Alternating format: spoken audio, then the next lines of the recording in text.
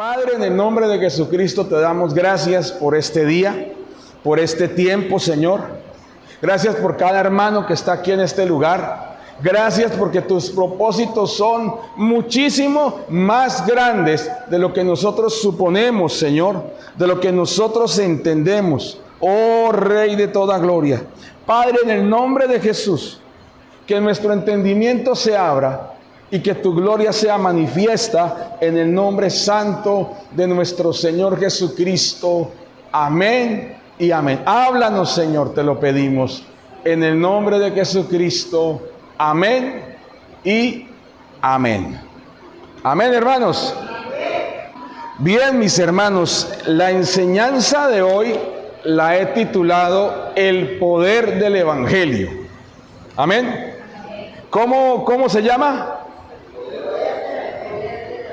Amén. Entonces, vamos a abrir, por favor, nuestras Biblias, por favor, en Romanos 1, versículos 16 al 17. Porque no me avergüenzo del Evangelio, porque es poder de Dios para salvación a todo aquel que cree, al judío primeramente y también al griego. Porque en el Evangelio la justicia de Dios se revela por fe y para fe, como está escrito, mas el justo por la fe vivirá. Amén. Bien, hoy vamos a hacer una referencia y vamos a hablar brevemente sobre un texto que nuestro fundador Juan Wesley consideró el corazón del Evangelio. Diga conmigo, el corazón del Evangelio. Mire, primero, vamos a desglosarlo. Primero, el apóstol Pablo declaró que no se avergonzaba del Evangelio. Amén.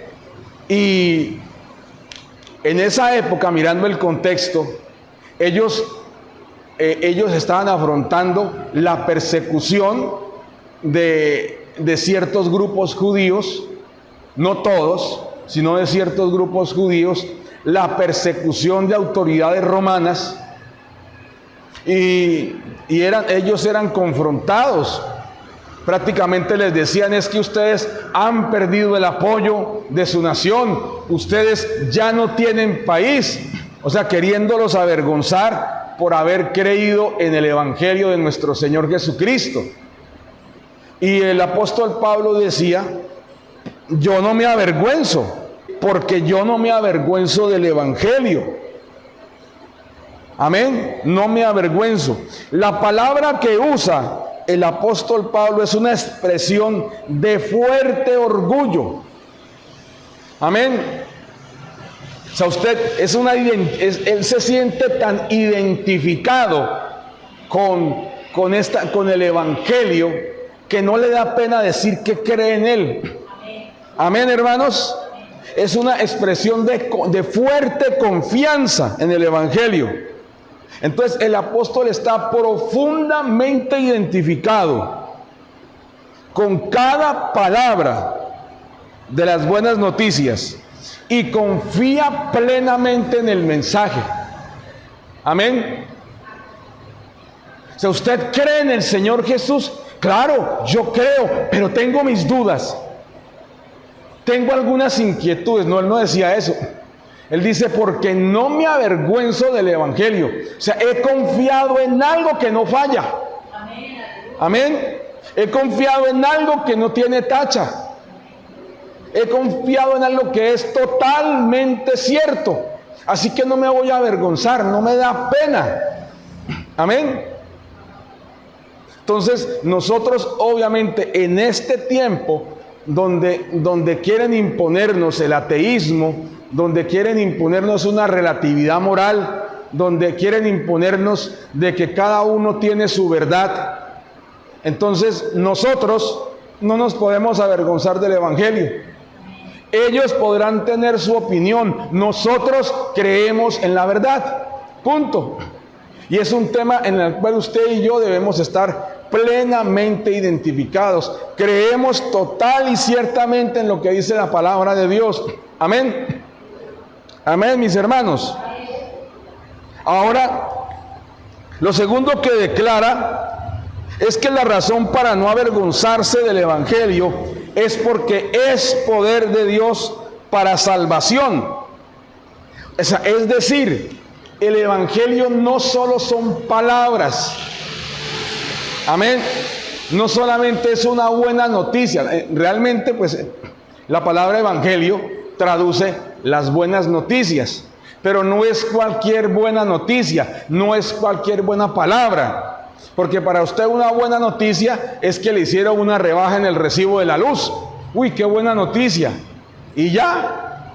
Y al otro mes pues vuelven y se cobran esa ventaja. ¿Cierto? Una buena noticia es que un pariente tiene empleo, un enfermo se sanó. Qué buena noticia. Pero esas buenas noticias solamente producen una alegría momentánea. El Evangelio, hermanos, no solamente habla, sino que transforma. Amén. Dígale a su vecino, transforma, cambia. Amén. El Evangelio tiene el poder para salvar a todo el que cree en él. Implica que el Evangelio tiene poder para hacer cambios en el creyente y salvarlo. Amén, hermanos. O sea, no es que usted está predicándole algo bonito. Ay, gracias, esas palabras son tan bonitas, no. Esa palabra tiene el poder de producir fe en el que las escucha. Amén. Por eso es que usted y yo estamos aquí, porque creímos en el Evangelio. No fue que no, es que yo desde chiquito me traían a la iglesia, no, en algún momento tuvo que creer. Amén. En algún momento tuvo que aceptar, recibir al Señor Jesucristo. Entonces, esa buena noticia fue la que nos cambió a nosotros, hermanos. Lo tercero es que la justicia de Dios, no la del hombre, se hace evidente por medio de creer en el Evangelio. Amén. Bueno, aquí leemos en el versículo 17, porque en el Evangelio la justicia de Dios se revela por fe. Y cuando hablamos de revela, esa palabra revela tiene la misma raíz del título del libro Apocalipsis, que traduce revelación, la revelación de los tiempos finales. Pero aquí en este caso es la revelación de la justicia de Dios que está encubierta a los hombres que no creen. Aunque el Señor Jesucristo murió por toda la humanidad, no todos reciben la justificación, no todos reciben la salvación, hermanos, solo el que cree. Por eso dice, porque en el Evangelio la justicia de Dios se revela por fe. Entonces, cuando escuchamos el Evangelio nos abre las puertas para recibir la justicia de Dios. La recibimos por fe. Ahora dice, para fe. Amén. Ahora, cuando habla de para fe, quiere decir que tiene un origen por la fe y tiene una continuidad para fe. O sea que el Evangelio en nosotros nos revela la justicia de Dios y nos ayuda a caminar por fe a lo largo de nuestra vida. Por eso dice, el justo por la fe vivirá. Amén, hermanos. O sea, eso es algo que usted y yo tenemos que experimentar. La fe no es algo que debemos tener cuando estamos en problemas. Hay que tener fe para que el Señor nos sane, no. Nuestra vida se sustenta por medio de la fe en nuestro Salvador y Señor Jesucristo. Amén. En el poder de su Evangelio. Amén. Esto es lo que hace que el justo viva por la fe, mis hermanos. ¿Me han entendido ahí? Amén. O sea, ese es el mensaje del Evangelio. ¿Qué nos dice el Evangelio? Que el hombre estaba condenado a causa de sus pecados, que el hombre estaba apartado de la gloria de Dios, pero que Dios envió a un Salvador, Jesucristo, para rescatarlo de la condenación, para hacerlo justo, para presentarlo justo delante del Padre y para darle vida eterna, para que esté con el Padre por la eternidad. Amén. El propósito del Evangelio no es que usted y yo seamos parte de una religión, es que usted y yo hagamos parte de la familia de Dios por la eternidad, salvos de la condenación, libres para vivir para Dios. Ese es el Evangelio, hermanos, el mensaje que nos rescata y nos da vida. Jesucristo vino a salvarnos, Jesucristo vino a rescatarnos, y esa palabra produce fe en el que la escucha. Por eso hay gente de muchas partes del mundo donde nunca han oído hablar de Jesús, y cuando escuchan el Evangelio creen y son salvos. ¿Eso cómo se explica? Nunca han oído hablar del Señor, pero cuando escuchan el Evangelio y creen. Mira, hay un testimonio. Hay un misionero al África. Él se llamaba C.T. Stubb. C.T. Stubb. Él estuvo de misionero en China, apoyando la obra misionera en China, pero entonces el Señor lo mandó al África. Y se encontró lo mandó al Congo. Al Congo, que era dominado por el reino belga. Usted sabe que Bélgica es un reino europeo, una nación europea que tiene rey. Entonces, él llegó allá como misionero a los congoleños, y llegó a una tribu, y llegó donde un señor que le relató una visión que tuvo, un africano. Resulta que él era un hombre bastante fuerte, y lo que necesitara fuerza, a él estaba ahí listo. Que le decían los patrones: mira, necesitamos mover esa piedra, no la han podido mover sus compañeros, fresco, y la movía. Necesitamos tumbar ese árbol, el hombre llegaba un momentico, lo tumbaba, tenía fuerza, pero un día se enfermó, y fue tal la enfermedad tan horrible que le dio que se murió. Y tuvo una visión, que a alguien le decían: van a venir unos hombres a hablarles mi mensaje, escúchenlo. Y el hombre pues se levantó, o sea, el hombre revivió, Dios le devolvió la vida.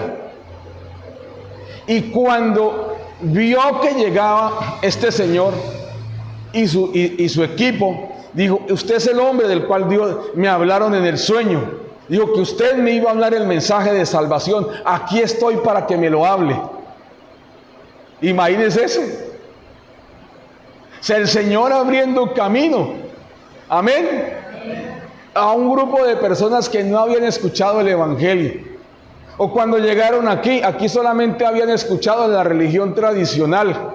Y cuando les predicaron el Evangelio, gloria a Dios por la gran cantidad de personas que han creído en nuestras naciones latinoamericanas.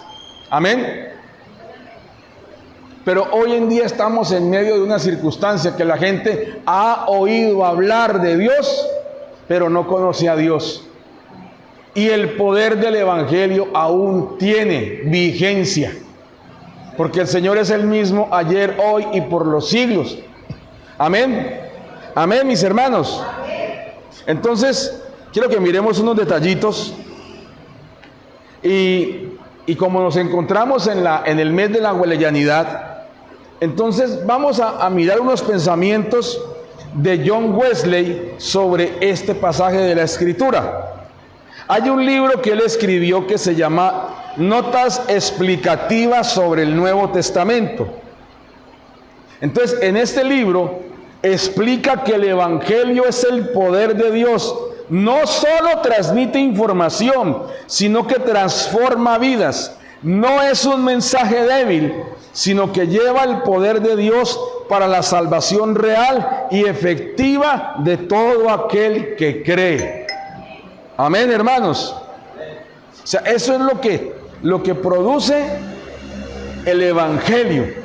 O sea, en base en lo que está analizando John Wesley. Para John Wesley, la expresión por fe y para fe nos habla de la experiencia de salvación de principio a fin. El evangelio se recibe por fe y va produciendo en el creyente una fe progresiva.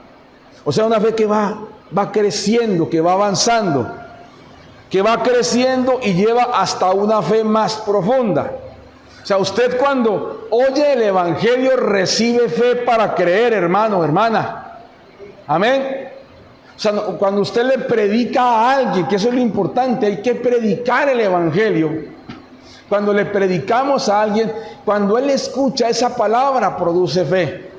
Pero mire lo más importante, el mensajero debe tener fe. Recuerde lo que dice el apóstol Pablo: no me avergüenzo del evangelio. O sea, él está tan identificado, cree tanto en el mensaje, mis hermanos, que él ya va con fe a predicarle a los otros. O sea, ¿qué expectativa tenemos usted y yo cuando le predicamos a alguien? Piénselo. No, pues no todo el mundo cree. No, yo quiero que cuando le predique se ponga de rodillas, que pida perdón por sus pecados. O sea, digamos, tengamos una expectativa grande. O sea, vamos, Señor, yo quiero que cuando le predique el evangelio, que cuando le hable que Dios le ama, que envió a un Salvador a perdonarlo, a salvarlo, llore, se arrepienta. Porque le digo algo, no todo lo que nosotros hablamos de Dios es el evangelio. Nosotros muchas veces le decimos a la gente: busque de Dios, pero no le nace buscar de Dios. El evangelio no es decirle a la gente: busque de Dios. El evangelio no es decirle a la gente: pórtese bien. El evangelio no es decirle a la gente: lo invito a la iglesia. Eso es invitarlo a la iglesia nomás. El evangelio es predicar que Jesucristo es el Salvador. Amén. Que vino enviado por el Padre a salvarnos de nuestros pecados. O sea, hay que hacer énfasis en esto. Hay un pedazo de mala noticia. O sea, tenemos una condenación encima por los pecados. Hemos sido destituidos de la gloria de Dios, pero el Padre envió a Jesús para restituirnos gratuitamente. No tiene usted que hacer nada, ya pagó Jesús. Amén. O sea, revise la idea que debo revisar la idea que yo tengo del evangelio para predicarle a otro, y debo creer en el evangelio, hermanos. Amén. Ese evangelio, hermanos, transforma vidas, como lo declaraba John Wesley. Mire, John Wesley, él considera que la fe es la fuente de la vida espiritual continua. O sea, usted no es creyente en el día de culto y sale, ya es otra, no. Usted es creyente, salga o no salga de la iglesia. Váyase para la casa o váyase para la tienda, usted es cristiano. Amén. Eso no es de que no, yo tengo mi fe, pero el trabajo es otro tema. No, el trabajo es también para gloria de Dios. Amén, hermanos. Todo lo que hagamos debe ser para gloria de Dios. Todo tiene que estar fundamentado en el evangelio. Todo debe dar testimonio de que Jesucristo es nuestro Señor. Amén. Amén, hermanos. Entonces, por eso la expresión del apóstol Pablo: por fe y para fe, tiene un principio y continúa. Amén. Mire, esta porción de la escritura no solamente era asumida por John Wesley como un tema doctrinal, también era asumido como una experiencia de vida. Mire, este versículo fue el que lo impactó profundamente cuando él estaba en la iglesia de los moravos, cuando le estaban hablando sobre una explicación que daba Martín Lutero sobre estos textos. Y cuando oyó esa explicación, el Espíritu de Dios lo tomó y le trajo conciencia de salvación, de justificación, de perdón de pecados, de salvación solo por medio de Jesucristo, y de que debía perdonar a todos los que lo habían ofendido. Amén. Él sintió que el corazón le ardía. cuando escuchaba esa explicación, mis hermanos. Este mismo versículo que leímos hoy fue lo que le trajo el medio que usó Dios para traerle salvación a Martín Lutero. Un hombre atormentado por su conciencia, porque él se consideraba indigno y pecador. Hermanos, y cuando leyó esta palabra como que se le abrió el cielo. Y él decía, entonces soy salvo por fe. ¿No tengo que hacer obras? Y dije, porque en el Evangelio la justicia de Dios se revela por fe y para fe, como está escrito, el justo por la fe vivirá. Y cuando él creyó esto, le fue quitado un peso inmenso de encima. La culpabilidad se le fue. Hermanos, cuando John Wesley escuchó este versículo, que lo había leído miles de veces, él era un erudito de la palabra, era un teólogo. Pero cuando escuchó esta palabra y recibió fe para entenderla de parte del Señor, y Dios transformó su vida. Amén. Eso es lo que nosotros anhelamos como iglesia, que de nuevo vuelva a arder el fuego del Espíritu Santo en los corazones de los creyentes, que una vez más la iglesia se identifique con el mensaje del Evangelio y que una vez más salga y lo predique a sus amigos, a sus vecinos, a la gente que le rodea. ¿Quién va a notar el cambio en usted, en mí? El círculo inmediato. Jefes, empleados, amigos, vecinos, familiares. Ellos son los que van a notar que usted cambió. Y cuando escuchen el Evangelio de su boca, de mi boca, va a haber autoridad. Digo, este está convencido, esta está convencida. Amén. Amén, mis hermanos. Mire, para los apóstoles y los discípulos, el Evangelio era mucho más que un mensaje.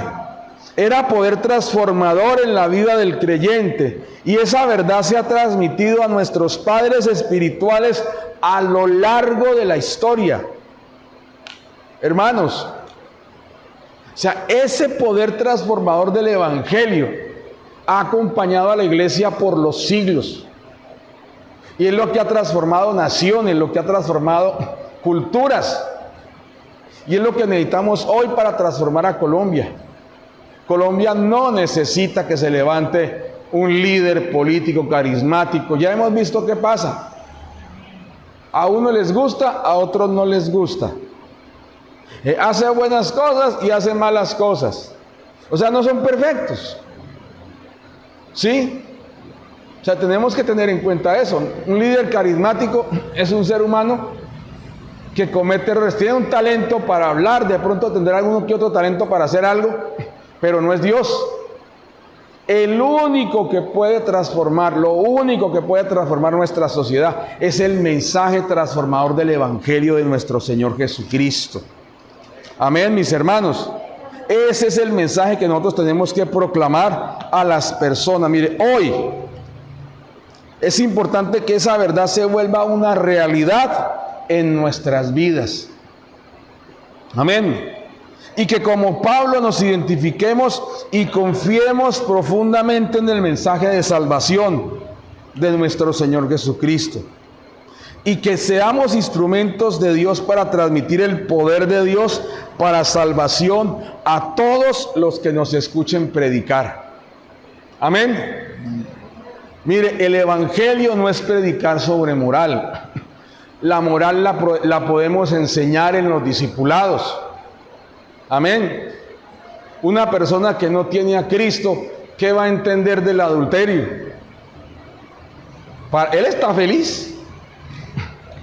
Él está feliz sin casarse, no tiene que pagar notario, no tiene que hacer nada para una boda. Y si se cansó, entonces nos dejamos. Y si uno le dice, es que usted es un fornicario, él dirá, ¿y qué? ¿Y qué? A mí me gusta, ¿y qué? Eso es lo que tenemos que pensar. Pero cuando le predicamos el Evangelio, hermano, Dios tiene el poder de cambiarle su manera de pensar. Y en el discipulado, la persona dice, ay, entonces tengo que casarme, ¿cierto? Digo, sí, hermano. Ah, bueno, entonces yo voy a hablar con mi esposa para cuadrar eso. Amén. Un tipo rebelde dirá, ay, entonces no puedo, entonces debo dejar la rebeldía contra mis padres, ¿cierto? Sí, claro. Ah, bueno, pero eso es después de que oyen el evangelio, no antes. Amén, hermanos. Uno no se hace bueno para seguir a Dios. Uno se hace bueno después de que conoce al Señor. ¿Sí me comprenden, hermanos? Uno no hace buenas obras para ganar el cielo. El Señor ya ganó el cielo para nosotros y como consecuencia de ello hacemos buenas obras. Amén. Por eso no me avergüenzo del evangelio, porque es poder de Dios para salvación a todo aquel que cree. Así que, mis hermanos, vamos a colocarnos de pie. Vamos a terminar la reunión, mis hermanos. Y vamos a hablar con el Señor. Mire, recuerde esto. Dios tiene un plan para usted, para mí, para la iglesia, mucho más grande de lo que imaginamos. Nosotros tenemos planes minúsculos. Nosotros decimos, bueno, para las misiones solo tengo esta moneda de 1,000 pesos. Y Dios dice, no. Yo para las misiones lo tengo a usted. Amén. No, pues yo voy a aportar para que el grupo de evangelismo vaya, le doy para unas gaseosas ahí si se asolean y para que vayan y prediquen al barrio vecino. Y Dios dice, no, usted va a ir con ellos y va a ganar almas y va a ser un pescador de hombres. Amén. Eso es lo que piensa Dios. Amén. Bueno, yo voy a aportar para que los hermanos, el grupo de hermanos se vaya para las misiones y el Señor dirá, no, yo quiero que usted vaya. Lo tengo en mente para que vaya. O sea, no nos imaginamos los tremendos designios de Dios. Yo voy a orar para que se haga la voluntad de Dios. Y nosotros pensamos que la voluntad de Dios es que terminamos de orar y el aparato médico comienza a sonar. ¡Pi! Se murió. Esa era la voluntad de Dios. No, Dios tiene planes mucho más grandes. Y obviamente, pues la eternidad, ¿sí? Pero Dios tiene planes más grandes. Amén, hermanos. Amén. Mire, recuérdelo. El evangelio es poder de Dios para salvación. Y es algo de lo que usted y yo no nos podemos avergonzar. Oremos. Padre, en el nombre de Jesucristo te damos alabanza y gloria. Padre, te damos alabanza y honra, Señor, en el nombre de Jesús. Bendecimos tu poderoso nombre, Rey del cielo y de la tierra. Te exaltamos, Señor, y proclamamos tu gran poder en el nombre de Jesucristo. Padre eterno, Padre glorioso, te alabamos, te exaltamos por tu gran poder, Señor. Gracias, Señor, porque no nos avergonzamos del evangelio, porque es poder de Dios para salvación. Despierta en nosotros, poderoso Dios y Rey, esa conciencia, Señor Dios, y ese conocimiento del evangelio, Señor Dios. El evangelio que da vida, un evangelio del cual no nos avergonzamos, un evangelio del cual, Señor Dios, por el cual vivimos, Señor Dios, y somos salvos, Señor. Gracias por el evangelio, por las buenas noticias de salvación, por medio de Jesucristo el Señor. Hoy oramos, despierta a tu iglesia, a tu pueblo, Señor, al conocimiento de la salvación, al conocimiento del evangelio, Señor Dios, al conocimiento de tu grandeza, Señor. Y úsanos para proclamar tu gran poder para salvar las personas. Úsanos, Señor, úsanos. Dígale al Señor, úsame. Úsame, Señor poderoso, para ganar a mis amigos, a mis vecinos, Señor. Padre, permíteme ser usado para ganar a mis compañeros de trabajo, para ganar a mis amigos. Padre, úsame, Señor, por favor. Úsame, Señor. Cambia, Señor, mi manera de hablar. Cambia, Señor, esa actitud que tenemos frente al mensaje de salvación. Y permítenos ser usados en el propósito de tu corazón, Señor. Dirígenos en tu camino, dirígenos en tu senda, y cualquier cosa que se interponga sea quitada del medio en el nombre de Jesucristo. Amén, Señor. A ti damos gloria y damos gracias, Señor, en el nombre de Jesús. Amén y amén.